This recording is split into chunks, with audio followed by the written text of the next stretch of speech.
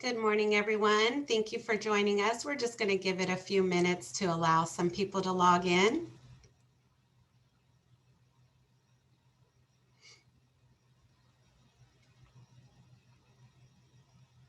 And see those numbers rising.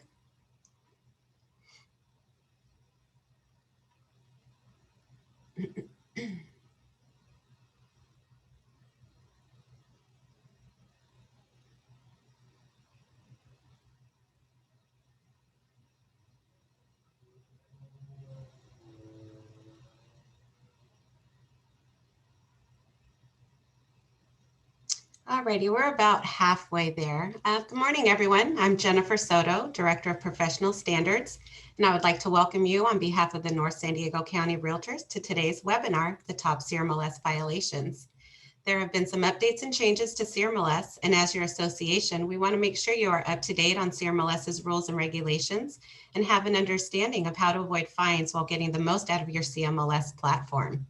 Your presenter, Stacy Hernandez, CRMLS Compliance Supervisor, will cover the top CRMLS violations and what you can do to avoid potential fines and possible MLS suspension. Also, be sure to mark your calendar for the upcoming zip form training webinar scheduled for July 27th. Did you know using zip forms will maximize your efficiency and streamline your workflow? It will also eliminate printing, faxing, or traveling to get your paper copy signed.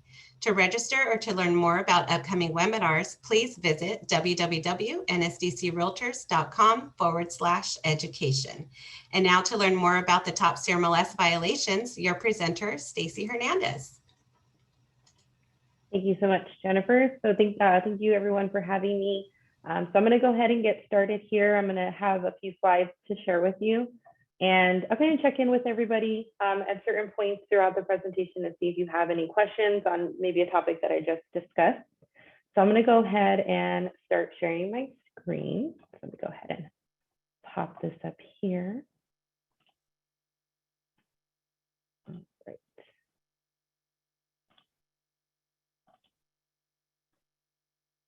Alrighty, so hopefully everyone can see my screen there. Let me get this out of the way.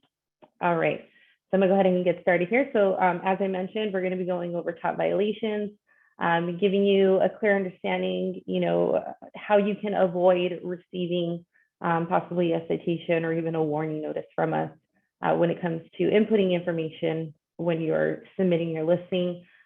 Going over a little bit over the citation policy, as well as the coming soon status and going into the clerk cooperation. So I'm going to go ahead and get started here. So just to give you an idea of what CRMLS is, so we are a broker cooperative. CRMLS is not a technology company. We do provide broker compensation as well as broker cooperation. Compliance is one of the cooperation products provided by CRMLS. We assist with maintaining accurate data to ensure there's a fair playing field for all of our users. And so here you can see the number of participating AORs, BORs, and MLSs that are a part of CRMLS. So currently we have a count of 40. We also have 14 data share AORs, as well as 4 reciprocal access AORs, and then 15 additional service areas. So here is just to give you an idea of where you can find information regarding compliance on our website. So that would be crmls.org. And when you go onto the website, there's going to be a banner there. There'll be 4 options, which you can see here on this slide. And the last one will be the link to click to get to our compliance resource page. So we do get a lot of questions as far as where our rules come from. These rules are based on model rules developed by CAR and NAR. Additional rules are proposed by the CRMLS Rules Committee. So this committee includes a representative from every CRMLS member, AOR and BOR. All the rules must be approved by the CRMLS Board of Directors. So anytime a rule, new rule gets implemented, or maybe a change to a rule takes place, there is a bit of a process to get that in place, so that way we can go ahead and present that to our members.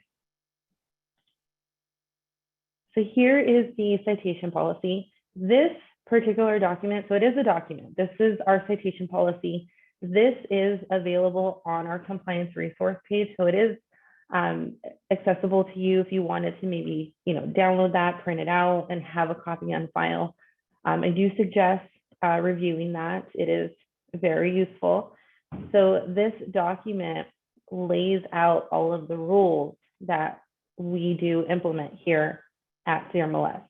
So that first column will reference all of the rules that you could potentially receive a notice on, or that you could potentially get reported on. And then in that second column, it's going to indicate either a yes or a no. So if you do see a yes next to that particular rule, that would indicate that you would be eligible to receive a warning starting off. So let's say, you happen to get reported for, 4.3 there as an example, which is the second rule listed on that list. If you do happen to get reported for that, it would start off as a warning. We would reach out to you via a warning notice, trying to help you to get that violation corrected. If you see a no next to that rule, such as the one right underneath that, which is 4.5, that indicates that if you do happen to get reported for that rule, we've done our investigation, we did determine that you are in fact in violation of that rule, you would not be eligible to receive a warning. You are going to receive an automatic citation notice, which does include a fine. So over to the next column, you'll see the summary of the rule. So it gives you a short description of what that rule is. And then over to the right column is the fine amount. So if it was a situation where you did receive a citation notice from us with an associated fine, there is where you can see what that fine amount would be. So now if you do receive, let's say you did receive a citation and a fine, in this bottom paragraph here, so it does state failure to either pay the fine or request a review, which is a citation review request within 20 calendar days of receiving that citation, you would be subject to suspension. So you do want to make sure, if you do receive a notice from us, that you are really reading that thoroughly. We do reference dates on there as far as the due date that you have to pay the fine, or the due date that you have to submit a citation review if you decide to go that route. So we're going to be going into the top violations now. So we'll be covering media violations, inaccurate information, misuse of public remarks, as well as failure to correct a violation. So here we have photo guidelines and restrictions under Rule 11.5. So under this rule, basically any media that you submit to, when you're submitting that photograph or maybe that virtual tour, you're uploading that onto your listing. There are certain things you want to make sure stay out of that media, and you can see the list there. So, your media should be listing specific. It should be specific to that property, that house that you are marketing. You want to make sure there's no type of solicitation or any information that could be related back to yourself or your brokerage included in that media. So, items such as your agent broker or brokerage names, photos, or logos, you want to make sure to stay out of the media. Any phone numbers, website addresses, email addresses, for sale or lease signs, any billboards, open house signs, promotion signs, or any other advertising material with identifiable information. You want to make sure it stays out of the media as well. Any messages or solicitations, images of people, animals, or items not directly related to the property that you're selling would want to stay out of there.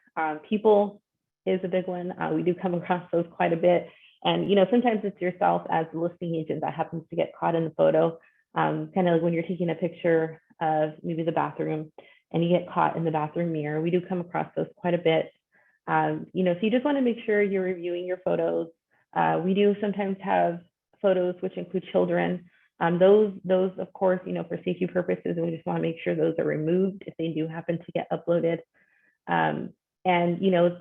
If you have a photo where, someone happens to get caught in there, if we want to make sure those get removed. If it's something where you can see their face and, they could possibly be identified, it's better just not to upload it. If it's a scenario where maybe you're taking a picture of a nearby beach, you want to let the public know, this beach is maybe down the block from the property or the lake, or even a park. And, there's no way to avoid capturing people in that photo that you're taking. Just remember, you want to make sure that they're not the focus of the photo. If they're far off into the distance, there's no way to make out their face, that would be allowed. But, if you can avoid it, just avoid it altogether. And going to virtual tours, again, as I mentioned previously, that must be listing specific. And you want to make sure you're not including any type of information, again, that can link back to yourself or your listing office. No links, maybe like hyperlinks that can outsource to your own website. You want to make sure those are not included either. And the next one here is copyright issues under Rule 11.5 as well. So this would have to be in the case where you're uploading photos and if you took the photo yourself, there's no copyright issue there. You took the time to take that photo or you took the time to record that video yourself, you own that. So that's kind of the easiest way to explain this, is if you took the photo yourself, you took the video, you own that. There is no copyright issue there. If it's a scenario though, where maybe you hired a photographer or an outside source to take the media for you, that person that you hired technically owns that media. And sometimes there is maybe certain disclosures in their contract that only give you limited rights to the media. Maybe they've only allowed you to use it for a certain period of time, or maybe there's they've allowed you to use it, but you don't truly own it, so you cannot continue to reuse it. So you want to make sure that you have something in place showing that they did give you full rights to that media. So, just going back to scenario 2 on this slide here, if you've hired a photographer, you would still need to obtain permission to use their photos. So as I mentioned, you have that contract with them, hiring them to take the photos for you, but it may not be sufficient to show that you have full rights to use the media. There is a document that is very useful in this scenario, which I'll show you on the next slide. And this is the Property Images Agreement form. This is a CAR form. It's also known as the PIA form. So this form would be used in the scenario where you did hire someone else to take the media for you. It has all of the disclosures in there that we would require to see that they did grant you full rights to continue using the media. It would be signed by yourself and that individual that you hired to take the photos for you. And again, that is the PIA form, and I'll show you an example of what that looks like on the next slide. Scenario 3 here on the slide references using photos from a prior listing or a website. More specifically, I just want to go over using photos from a prior listing, because this does come up quite a bit. So, let's say you have a new contract for this particular property, and let's say there was another agent that listed it maybe the year prior or a few months before, and you really liked their photos. It is possible for you to use that agent's photos. However, you need to go through the proper steps to make sure that you have the proper authorization in place prior to trying to use those. So what you would want to do, you'd want to reach out to that previous listing agent, have the discussion with them about getting permission to use their photos.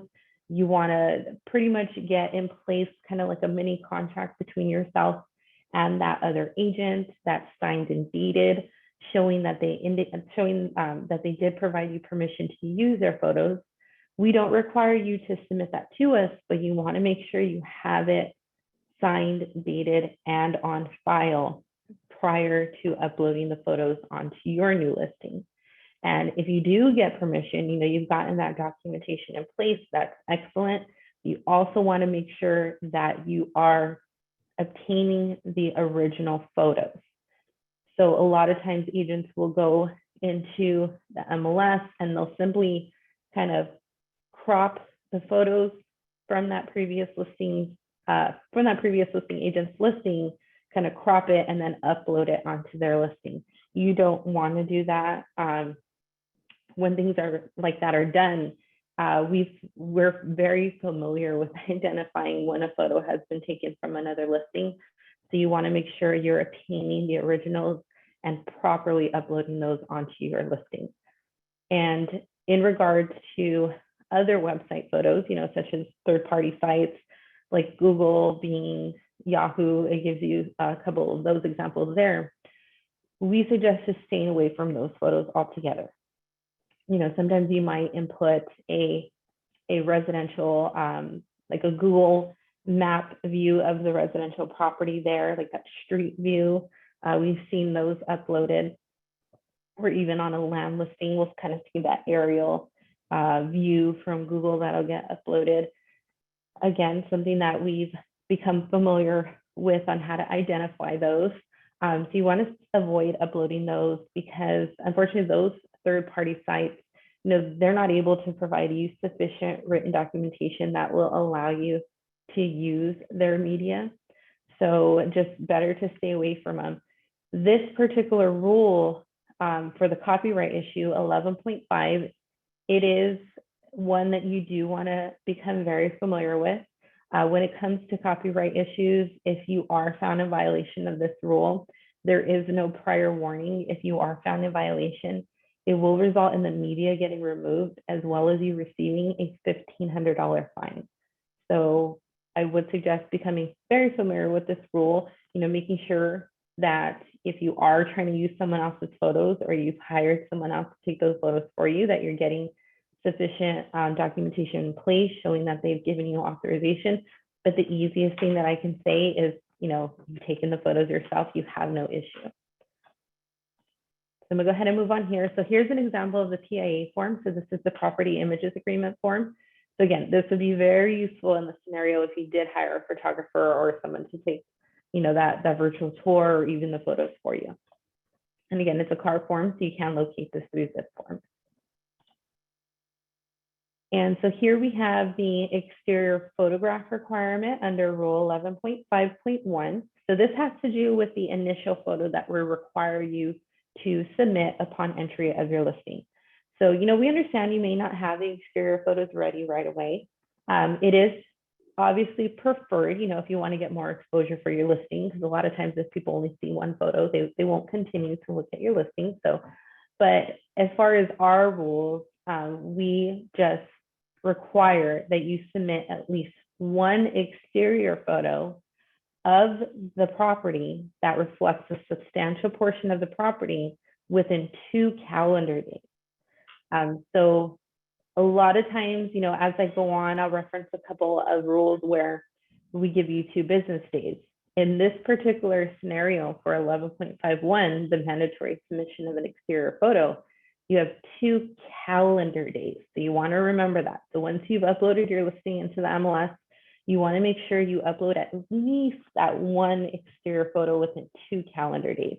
And we don't require that it's the front exterior photo. Maybe something's going on with the front of the house, and the back of the house looks a lot nicer. You are allowed to upload a photo of the back of the house. But again, either way, if it's the front or the back, you want to make sure it's reflecting a substantial portion of the property. There is an exception to this rule. There's about 2 exceptions, which I've referenced here. So if the listing happens to get canceled within the first 5 calendar days, so let's say you've entered your listing, we're now on the 2nd calendar day and you still have no photo. And let's say we haven't received a report on your listing and you're kind of still in the clear before us getting notified. If for any reason your listing gets canceled within the first 5 calendar days from entry, at that point you would not be required to upload an exterior photo. And then another exclusion would be business opportunity listings. They would be excluded from this rule as well. They are not required to upload an exterior photo. And so here are some examples of the media violations that we have received. So these are actual ones that we've had reported and that we've investigated. You can kind of see there on the first example, a little bit of an inappropriate photo that was uploaded onto the listing. Again, making sure that you're reviewing those photos, that nothing gets caught in the photos that you prefer not to have out displayed into the public. That second one there is very interesting. It's a QR code. So this particular QR code was found uploaded in the media, and it links out to the agent's website. So that would not be allowed either. And then you can kind of see in that third one where this was a photo that was reused from different listings. multiple listings, you kind of see it's gone through a couple of different MLSs. So, anytime a listing gets uploaded, it has the copyright stamp of that MLS that it was uploaded in. So, even if it's CRMLS and you try to reuse the photo again, that copyright is going to get uploaded on that photo again, which then turns into a double watermark and is pretty identifiable. And then you can kind of see on that last photo to the bottom right corner, that one would be a aerial Google Maps photo where they just, searched the property on Google Maps and cropped out that aerial view. So things like that would not be allowed either. And then just getting out of the media violation. So in regards to inaccurate information under Rule 8.3, so this would have to do with basically any information that you're uploading onto your listing, any details, saying whether or not there's a pool at the property, whether or not that particular property has central air, maybe it's a swamp cooler, and there truly is not central air there. You want to make sure that any details that you're inputting into the MLS to help describe that property, to show what's available there, you definitely want to make sure that all of that information is accurate to the best of your knowledge.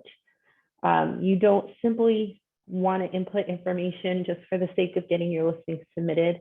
You want to make sure you're taking the time to verify that information, input that accurately into the MLS, because it is very likely that once you hit submit, unfortunately, there's always a chance that your listing can very well get reported that same day. And at that point, we'll have to open up an investigation.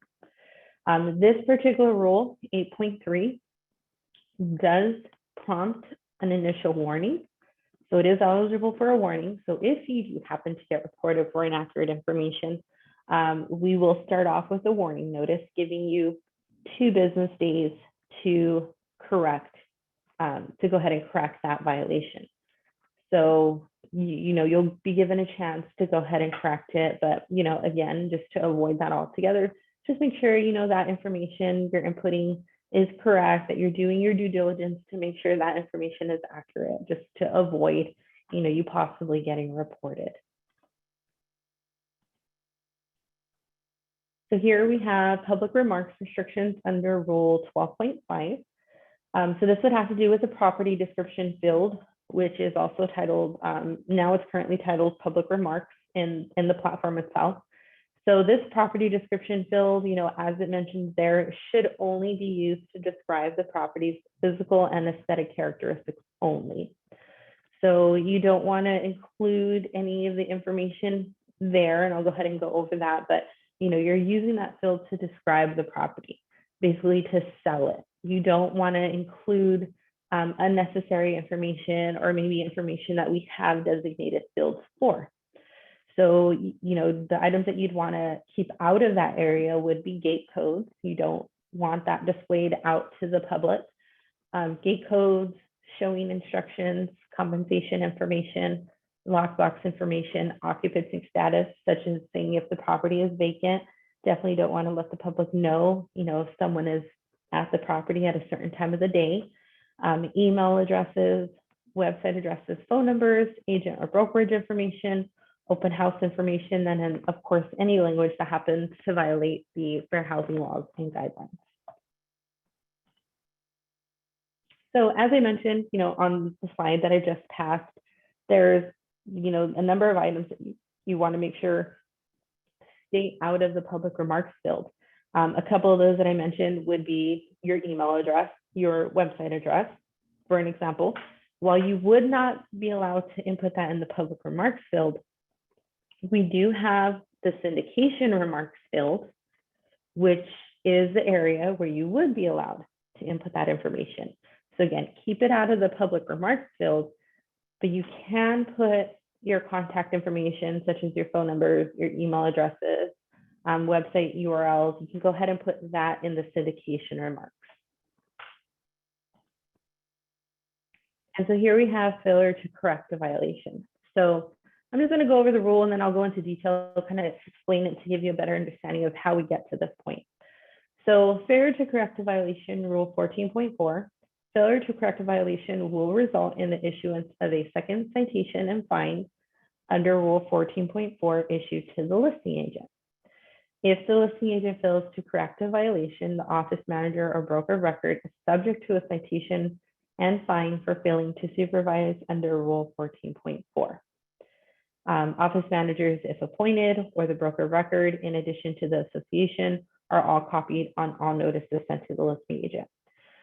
So I just want to go over, how we get to this point, how you would possibly receive a second citation. And I'll use the 8.3 as an example, because as I mentioned, if you happen to get reported for inaccurate information under Rule 8.3, that is eligible for a warning starting off. So I'll give you kind of step-by-step guide how that happens. So 8.3, eligible for warning, you got reported for saying there's a pool at the property when there's not. We will reach out to you via a warning, giving you 2 business days to correct the violation.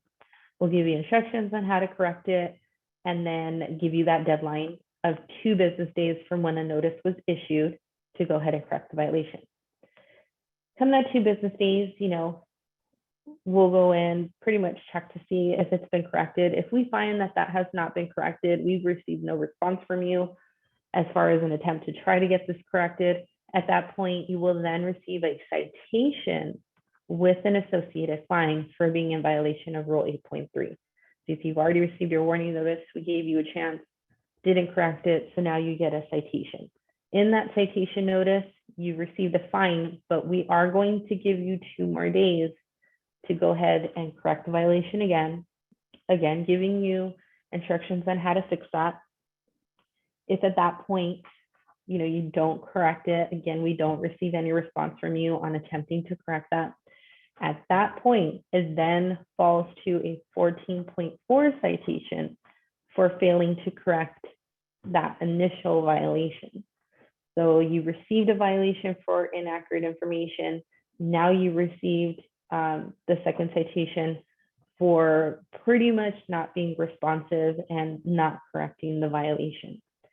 In that 14.4 notice to you, again, we're going to give you 2 business days. If we see that the violation still hasn't been corrected, we're then going to give you another 2 business days to go ahead and correct the issue, giving you instructions again.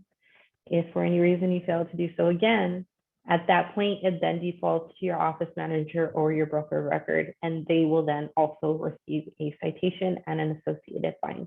So all in all, there have been 3 citations issued at this point, 2 of them being yours.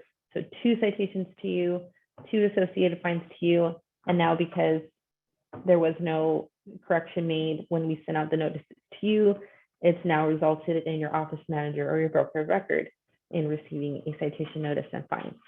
So anytime we send notices out, if you're getting something from CRMLS, from compliance directly, definitely suggest reading that over. If you need any type of clarification on it, we are more than happy to go over that with you.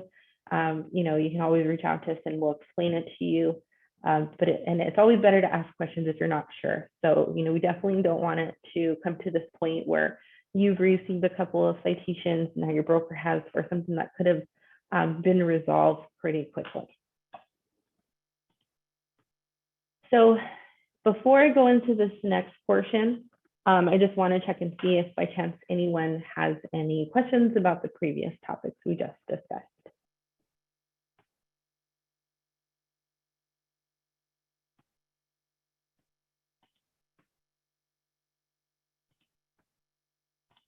Okay. So I don't see any questions on my end. So I'm going to go ahead and continue now. So this next topic is going to be in regards to the clerk cooperation policy and Rule 7.9, which was created due to the implementation of the clerk cooperation policy. Okay, so here we have the clear cooperation policy 8.0. So this has to do with the mandatory submission upon marketing of a property to any member of the public.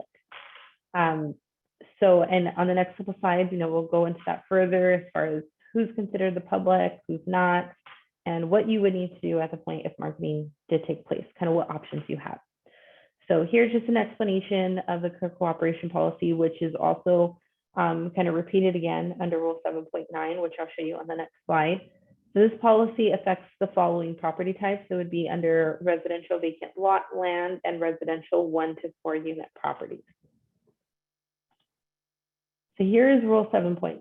So again, this rule was created and implemented once cooperation came into place. So this has to do with mandatory submission upon marketing. So it is a longer rule, but basically, it's stating within 1 business day of marketing or advertising a residential property to any member of the public for sale, which contains 1 to 4 units, or the residential vacant lot land, which is subject to an exclusive right to sell or a seller reserve listing agreement. Once that marketing takes place, you would be required within 1 business day to enter the property into the MLS. This last portion of the rule, that last sentence, will kind of indicate who's excluded from this rule as far as who the public is. So any individual or entity that has signed within the previous year a disclosure regarding real estate agency relationship would not be considered a member of the public. So anyone outside of that would be considered a member of the public. So here, again, just kind of showing you maybe a little bit simpler example of who's considered the public and who's not. So who would be considered the public? Anyone who has not signed that disclosure form with your listing brokerage within the last year, or is not an agent underneath the same designated broker. Anyone outside of those 2 examples there would be considered a member of the public. And what would be considered marketing? We have examples there. So, if you are doing a blast email to a bunch of people to get your property exposed or to get your listing exposed, and they don't fall under those 2 categories there, they would be considered the member of the public. And once that email blast gets sent out within 1 business day, you then need to enter the property into the MLS as either coming soon or active status. If you have a sign outside the yard, that would be considered marketing. If you are discussing it with someone who, again, doesn't fall under those 2 categories, that would be considered marketing. If you have any social media advertisements, that would be considered marketing. And so here it's going to go over the process kind of on the decision that you need to make with your seller. So step 1, you have that contract signed, it's now taken effect. Within 2 business days, you need to make a decision. So within 2 business days, your seller needs to decide if they're going to exclude it. If they're not going, if they decide they're not going to market it maybe for a certain period of time, they want to go ahead and exclude it, then that process then needs to take place. So if the seller has decided to exclude the property, then within that 2 business days, you want to make sure you're getting a signed exclusion form on file. So you want to make sure you're getting that signed by your seller and that you do have that uploaded through the CRMLS website. And I'll show an example of where you would upload that. And you have a couple of other options as well. So if your seller has decided, no, we're ready to market it, but maybe it's not ready to be shown, then within 2 business days of that contract taking effect, you'd want to enter it as coming soon. Third option is if your seller is ready to go full force, there's no issues with showing the property, it's ready to be marketed, then within 2 business days of the contract taking effect, you want to make sure you're putting that into the MLS as active status. I know, we've kind of touched more primarily on Paragon up until this point. One thing I just want to kind of expose you to, just so you're aware, because I know, you may possibly use Matrix as well at some point. For our Matrix platform at this time is the only platform that has the registered status available. So there's a little bit change of the process if you do decide to upload your listing through Matrix. So if you are using the Matrix platform to upload your listing, within 2 business days, if your seller has decided to exclude the property, You still want to make sure you get that signed exclusion form on file. However, you keep it on file. We're not asking for it in that scenario. So again, if you use Matrix, get the exclusion form, keep it on file for your records. But now what we're going to require you to do is within 2 business days, you then need to go into Matrix and register that property. So there's the difference there. So if you're using Paragon, the Paragon platform to upload your listing, you want to go ahead and file the exclusion form with us through the website. If you're using Matrix, you keep the signed exclusion form, but now you need to go into the platform and register the property. Either of those need to be done within 2 business days if the seller is deciding they're excluding it. So that's the difference between the two. So just wanted to make you aware of that in case you decide that you're using Matrix rather than Paragon. But that would be the two differences. Both have coming soon and active status. So in that case, just if they decided to put it in coming soon or active, just remember within 2 business days, you would be required to input the listing under either of those statuses. And then 2B there at the bottom of the slide is just reminding you again, within 1 business day of marketing the property, at that point, the listing must be placed into the MLS as either coming soon or active status. So, if your seller has decided to exclude the property, it's not going to be marketed maybe for the next month or so.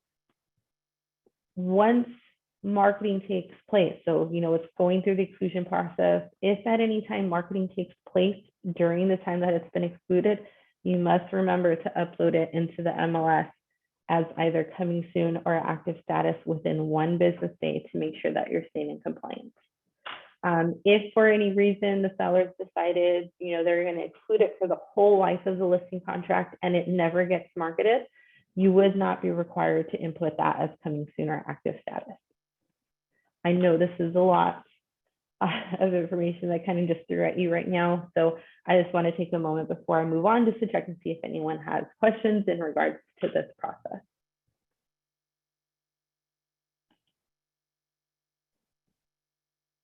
Okay, so I do see one question as far as where to upload the exclusion in Paragon. You wouldn't upload it in Paragon itself. You will upload it on our CRMLS website, and I'll show you an example of where that's going to go. So I'm going to go ahead and move on to the next slide here. So here is where you will upload it. So if you are using the Paragon platform to file your exclusion form with us, you'll go to crmls.org. You can go ahead and click on that compliance resource page that I referenced at the beginning of the presentation, or you can notate this link here.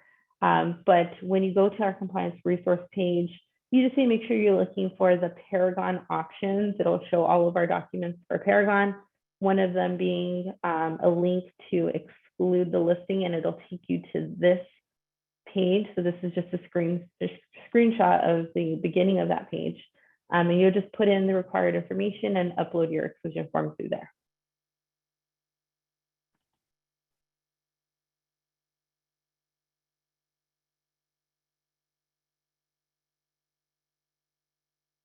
Okay, so I do see one question here. I'm just going to read that over really quick.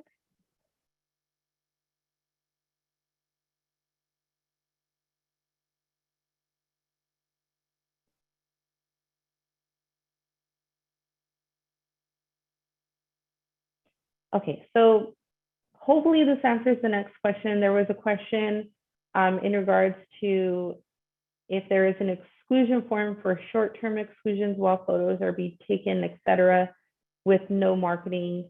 So basically, when you're excluding your listing, it's not being input into the MLS. So no marketing is taking place. So you're letting us know, it's not being marketed. So it is possible if your seller needs time to maybe get the property ready or to take photos, that would be a possibility to use that exclusion period to not market it, leave it off of the MLS during that time so they can continue to get all of that ready. And just, and it's basically up to the seller as far as how long they want to exclude it for. So they can decide to exclude it for a couple of days, maybe for a week, or a month, or like I mentioned, for the whole life of the listing contract. But if they only need a certain period of time to exclude that property, again, making sure that it's not being marketed at all. And if that period of time is being used to get the property ready or get photos ready, that is possible to do so. Most important thing is making sure that that property does not get marketed. Otherwise, at that point, you will then have to upload it as coming soon or active status. So I hope that answered that question there.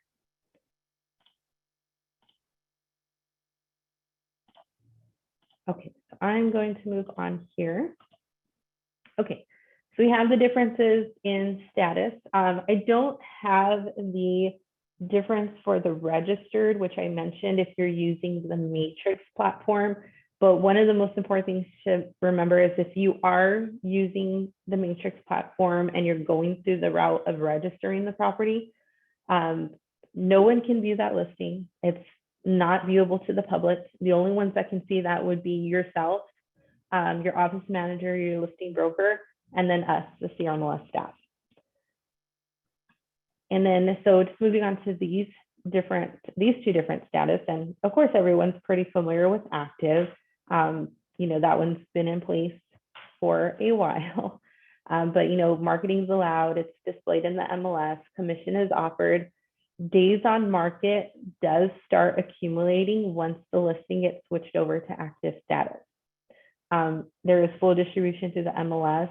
Showings would be allowed, of course. And then just to hop back over to the left regarding the coming soon status. So marketing is allowed under coming soon. It is displayed in the MLS. Commission is offered. No days on market accumulates while it's under coming soon. So if you're utilizing the coming soon status, no days on market is accumulating. But once it gets switched over to active status, that is when the days on market does start counting. Coming soon, no showings are allowed under this status. So, that's one of the most important things to remember. You're using the coming soon status because you're saying it's not available for showings. Therefore, under no circumstances would you be allowed to show the property while it's under coming soon status.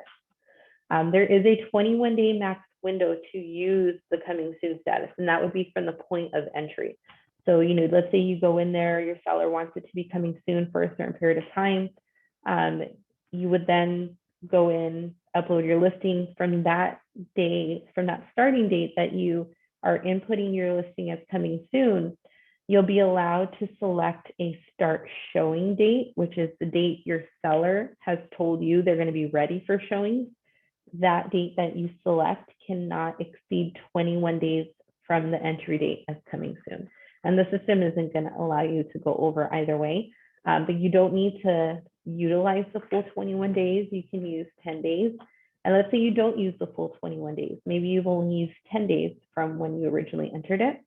You can continue to go in there and extend it if needed, but it would not be able to go past the 21 days from the date of entry. So it's just one thing I do want to point out. And then once that 21-day window has expired, so let's say you've used the full 21 days, the system is going to automatically switch your listing over to active status. So just want to make you aware of that as well. There is a form required to use the coming soon status. And I'll show you that form. It is the coming soon form. We do not require you to file this form with us. So again, this is another one. We don't require you to file with us initially, but you definitely want to make sure you have it signed in on file prior to using the coming soon status. Because at any time, we can possibly do an audit and request, that documentation. Definitely want to make sure that you did have it on file. Who can see coming soon listings? It would be all CRMLS users. So this is a searchable status. So people can go into the system and search specifically for coming soon listings now. So just want to make you aware of that as well. So here is the, I apologize there. So here's, oh, so sorry. We went too far. I apologize for that, guys. So here is the coming soon form. So it's just a one-page document. This can be found on our CRMLS website on the compliance resource page. It's just a one-page document. This is the form that would be used and signed by your seller if they do decide that they're going to place the listing in coming soon status. So you can see there, it'll have you input the property address this is in regards to. It'll have you indicate the start showing date. So that start showing date that's on your document is the start showing date that you'll input into the designated field when you're uploading your listing. And then you just want to make sure that you do have that signed by your seller. Again, we don't require you to submit that to us, but you do want to make sure you have it on file. And then this rule is in regard, this rule that I'll be going over is rule 9.3. So this does have to do with the coming soon listing. So showing a coming soon in Paragon, 9.3 availability to show or inspect. So this rule is basically indicating that under coming soon status, under no circumstances would you be allowed to show the property. And this rule also references this being applied to the hold status. And I'll explain that a little bit, why they kind of go hand in hand. But so again, so for any property in which the listing broker selected a status of coming soon or hold, you as the listing broker represent that the property shall have no showings or tours by the listing broker or otherwise until the property has been placed in active or active under contract status. Excuse me. So just to give you a little bit of an idea why hold is included kind of hand in hand with coming soon under this rule is because of that 21-day window. So, you know, you've utilized the full 21 days under the coming soon status. That 21st day is coming up and you know it's going to get switched over once that day comes. If you know maybe 3 days before that date's coming that that property is still not ready for showings, maybe there's a lot of work being done on the property or whatever the reason is, you know that, you know, it's not going to be ready. You can go into the system, you can go onto your listing and go ahead and use the hold status. Hold would kind of be used as an extension or can be used as an extension for the coming soon status. Just remembering again, under coming soon, or I'm sorry, under hold status as well, you cannot show the property. You can continue to market it, and the hold status can be used for up to 30 days. So you can use it for up to 30 days. If you use that full time, same thing as the coming soon, the system's going to switch it over to active status once that expires. Right, so I believe we might have one more question here.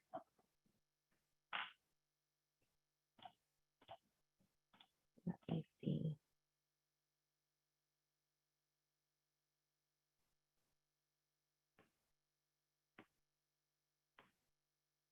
Okay, so I definitely understand, you know, the concern that's been pointed out here. You know, agents kind of being sneaky and trying to show properties while under coming soon. You know, we kind of have no way on the compliance side, have no way of knowing that that's actually taking place unless, you know, you as our members are bringing that to our attention. You know, we definitely understand the frustrations that come in place with this as well. We urge you, you know, if you see something like that taking place, if you have the evidence that it did in fact take place, maybe, you know, you were involved in the scenario itself on the other end, definitely report it to us. We will fully investigate it. It's not something that we will brush off. This is one of our higher fines at this point. So, you know, it is something that we are trying to keep an eye out for. So we don't want any of our members to feel that it's, you know, that it's not being looked into. You know, if we get a report on it, we will definitely investigate it. So, you know, we urge you, if you see something like that taking place, definitely let us know. One thing that I would like to just kind of point out, you know, even though showings are not allowed under the status, you know, under coming soon, granted that, you know, you're not showing the property under coming soon, it is very possible that, you know, the seller might get an offer on that property. Maybe, you know, they didn't see it at all. Maybe they just went based off of the photos that you listed on your listing. and maybe someone really liked it based off of those photos, it is very likely to get an offer submitted. Maybe your seller decided to accept it. At that point, the offer gets accepted. Within 2 business days, the listing must come out of coming soon and go into pending or active under contract status. So I just want to point that out as well, just so you know what would take place if by chance the seller did accept an offer on the property while it was under coming soon. All right, and we're going to go ahead and move on here. So as I just mentioned, Rule 9.3 is one of our higher fines. There's a couple here referenced. There's Rule 7.8, 7.9, the mandatory submission, which we just went over as well, 7.9.1, and then again 9.3. All of these rules would suggest going over our rules and regulations, which are available online as well. Just kind of going over those to become familiar with them. As I mentioned, these are our higher fines at this time. So I definitely urge you to try to take the time to become familiar with them, to make sure that you yourself do not fall out of compliance with one of your listings. So how these fines are calculated would be 1% of the list price of your listing. Minimum fine could be $500. The max fine you would receive is $2,500. And just considering, it's being based off of the list price and considering the amount properties are being listed for these days, you are more than likely going to get the $2,500 fine. Okay, and then we do have a question in regards to the difference of pending and active under contract status. So I can definitely explain that. So, pending would be used in the case, your seller has just accepted that one offer, they're going to go ahead and proceed with that buyer. Active under contract would be in the case where, let's say they did accept an offer, but maybe they want to continue to entertain other offers kind of as a backup in case that first one happens to fall through for whatever reason. That is what active under contract would be used for.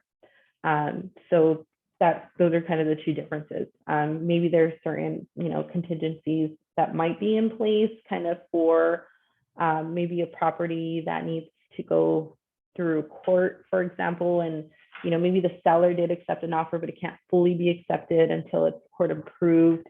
That would be another scenario where you might be able to use active under contract, but pending would be for the simple case if they've gone with one buyer, accepted that offer, and there's nothing else that they need to review. They're just going to continue trying to go through escrow. Alrighty, so I'm gonna be coming to the end of my slide here. So I just want to show some products, items that are offered by CRMLS as far as being a member with us. So we have broker resources available. We have trainings exclusively for your agents, complimentary presentations for your office, IDX and VOW fees available for your website. Monthly broker newsletters do get sent out. We have a dedicated support number as well as listing distribution resources.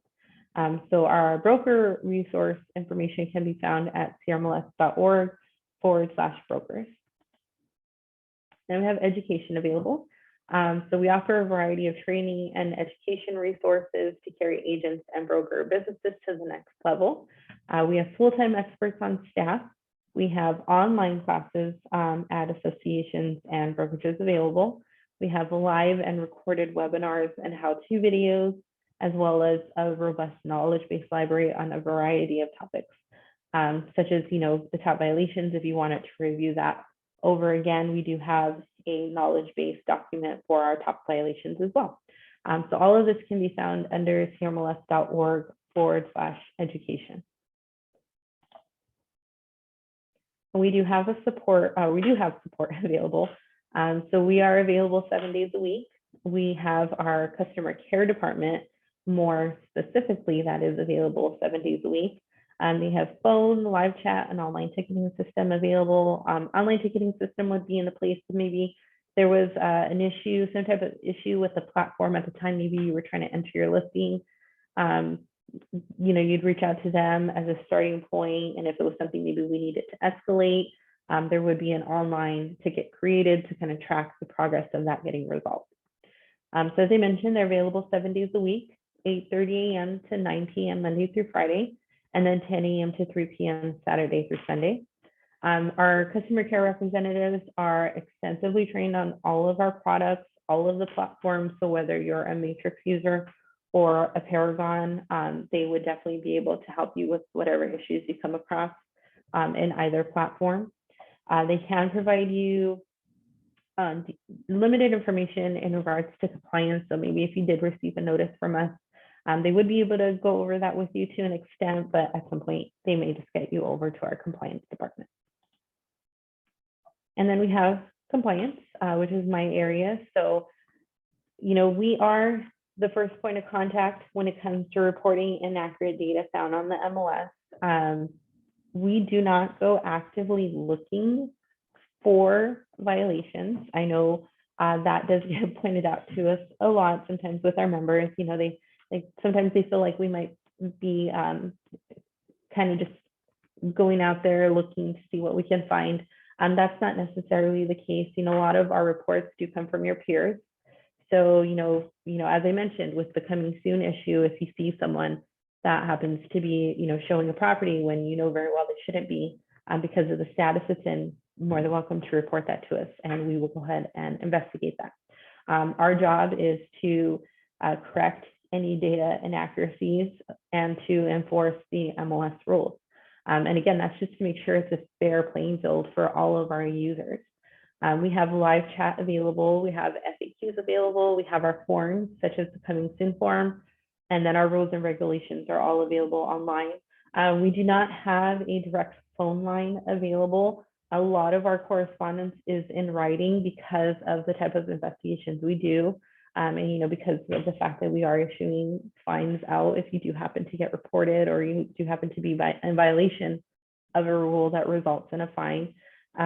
So we do have live chat available though. So you can join our live chat. Our analysts who are doing the investigations are the ones that you are actually speaking to. So you are at least, speaking to us there. We just, of course, we wouldn't be on the phone with you, but it is real time. We're available to speak with you via live chat. If you did want to get to our live chat, you can go to our compliance resource page, and as long as it shows green during these hours, 8:30 a.m. to 4 p.m. Monday through Friday, you would definitely be able to reach someone. So that is the end of my slide here. So if you do have any questions or feedback, you can go ahead and email compliance@crmls.org. In addition to the live chat, if maybe you had a question for us, unrelated to this presentation, you can utilize this email as well. That is our other point of contact. So if you needed to send us something to review or had a question maybe that wasn't as urgent, you can definitely go ahead and email us. But that is the end of my slide. I can always check to see if anyone has any further questions.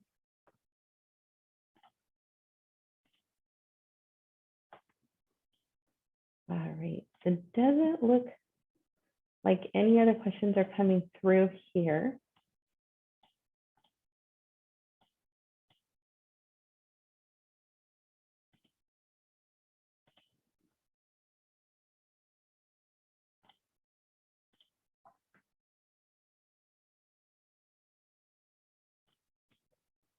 All right, guys. Well, I hope this was very useful to you all. As I mentioned, if you have any follow-up questions, anything unrelated to the presentation, you're more than welcome to email us at compliance@crmls.org, or you can go ahead and join our live chat, and we'll be more than welcome to help you out. But I do thank you for having me join you today. I hope you all have a great rest of your day.